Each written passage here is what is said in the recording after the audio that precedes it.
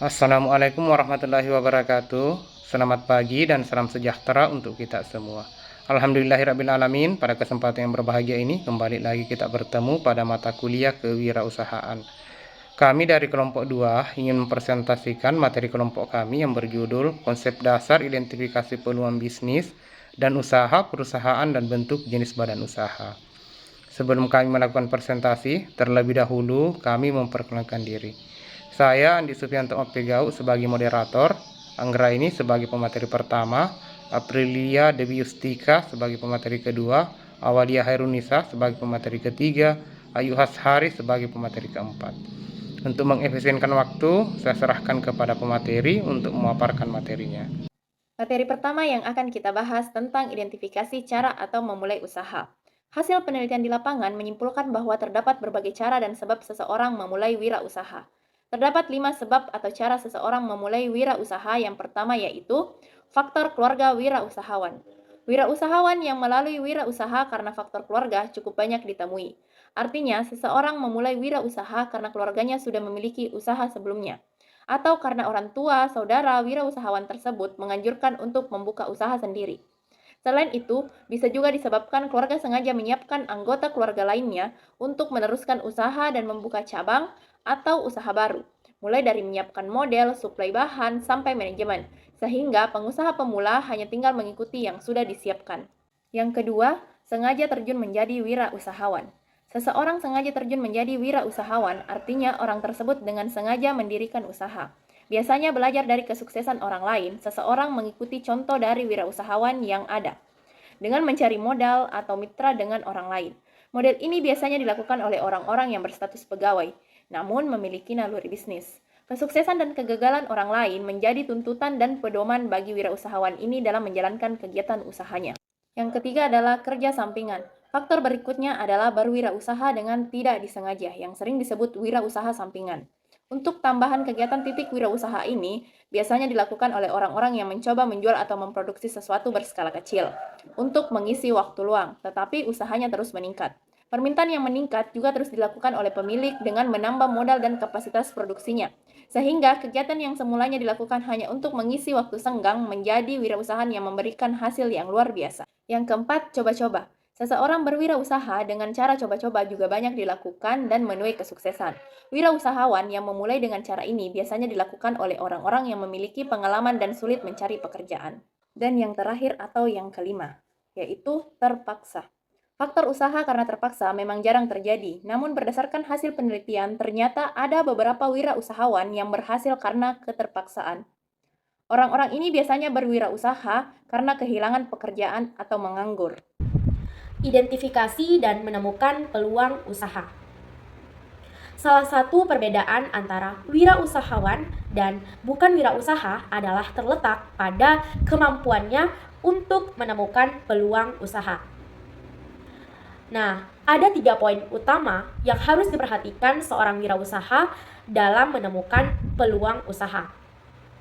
Yang pertama, seorang wirausaha harus melihat karakter usaha dengan karakter pribadi. Dengan melakukan hal tersebut, maka tujuannya adalah untuk bisa menyinkronkan antara usaha yang akan ditekuni dan kepribadian yang dimiliki seorang wirausaha tersebut. Yang kedua, seorang wirausaha harus menyukai usaha yang akan ditekuninya. Karena dengan menyukai usaha yang akan ditekuninya akan membuat seorang wirausaha tersebut menjadi lebih tekun, lebih bersemangat, lebih giat dalam menjalankan usahanya. Yang ketiga, seorang wirausaha harus mengetahui kemampuan dirinya dalam menjalankan usaha. Hal ini perlu dipertimbangkan agar ketika menjalankan sebuah usaha, wirausaha tersebut dapat menjalankan usahanya dengan sebaik-baiknya dan berjalan lancar dan sukses. Selain perlu memperhatikan 3 poin utama dalam menentukan peluang bisnis, maka ada beberapa unsur lain yang perlu diperhatikan untuk dapat menemukan peluang usaha, yaitu 1. Pemenuhan kebutuhan sebelum memulai usaha. Jadi usaha yang dibuat haruslah usaha yang mampu memenuhi kebutuhan masyarakat di sekitar. Yang kedua, membuat inovasi dalam usaha. Yang ketiga, membuat usaha yang sesuai dengan keahlian. Yang keempat, menyesuaikan usaha dengan kebutuhan sekitar atau kebutuhan yang ada di pasar-pasar terdekat. Yang kelima, memanfaatkan koneksi dan relasi. Tujuannya adalah untuk promosi maupun mengembangkan usaha. Yang keenam, mengamati kekurangan produk ataupun jasa yang ada. Nah, dengan melihat kekurangan produk atau jasa yang ada tersebut, maka kita dapat mengambil peluang untuk membuat usaha yang mampu memperbaiki kekurangan dari produk yang ada tersebut. Yang ketujuh, pemanfaatan produk dari perusahaan lain. Yang kedelapan, yaitu membuat usaha dari warisan atau usaha keluarga ataupun usaha yang terjadi secara turun-temurun. Hal ini juga menjadi peluang usaha untuk kita karena usaha tersebut telah ada di keluarga secara turun-temurun. Kemudian yang kesembilan, melihat peluang usaha, menemukan peluang usaha dengan mengikuti tren yang ada. Selanjutnya yang ke-10 yaitu melihat atau menemukan peluang usaha dengan jalan coba-coba. Nah, seorang wirausaha haruslah berani untuk mencoba sesuatu dan jangan takut untuk mencoba usaha. Selanjutnya, pemilihan jenis atau bidang usaha. Setelah memahami sebab dalam melakukan bisnis atau identifikasi peluang wirausaha, maka selanjutnya melakukan pilihan jenis atau bidang usaha yang akan dikerjakan. Beberapa pilihan yang lazim dilakukan saat memulai bisnis adalah: yang pertama, mendirikan usaha baru.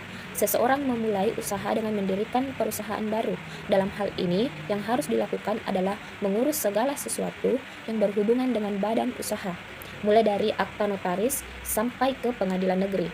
Tugas lainnya adalah mencari lokasi yang tepat dan menyediakan peralatan atau mesin yang sesuai dengan usahanya. Kemudian, yang kedua, membeli perusahaan. Usaha ini dilakukan dengan cara membeli perusahaan yang sudah ada atau sudah berjalan sebelumnya.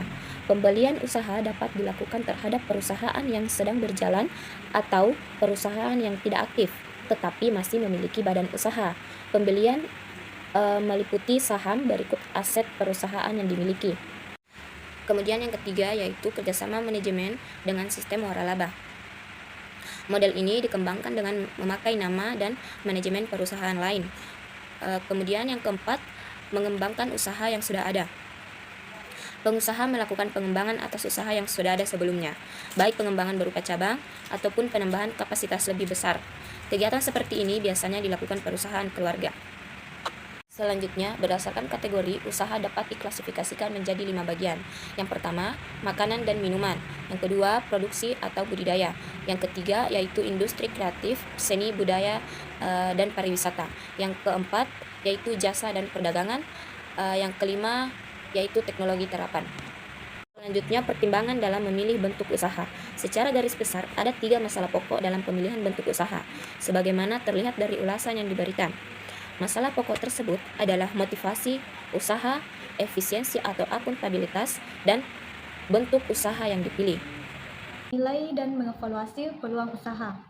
Dalam realita, seringkali terjadi seseorang yang ingin membuka usaha didorong oleh rasa optimis yang berlebihan. Untuk menetralisir rasa optimis yang berlebihan, perlu dilakukan evaluasi. Bagaimana cara mengevaluasi dan menilai peluang usaha tersebut?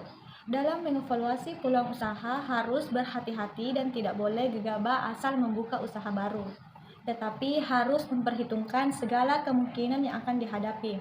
Maka perlu dibuat sebuah prosedur yang sistematis untuk menilai berbagai ide peluang usaha baru. Beberapa kemungkinan tersebut antara lain: mitra yang akan diajak kerjasama, sumber modal, komoditi yang akan dijual, dan kemungkinan daya serap pasar. Secara rinci, ada 2 langkah yang perlu diperhatikan dalam menilai atau mengevaluasi peluang rencana usaha, yaitu menetapkan kelayakan usaha dan penerapan manajemen risiko usaha.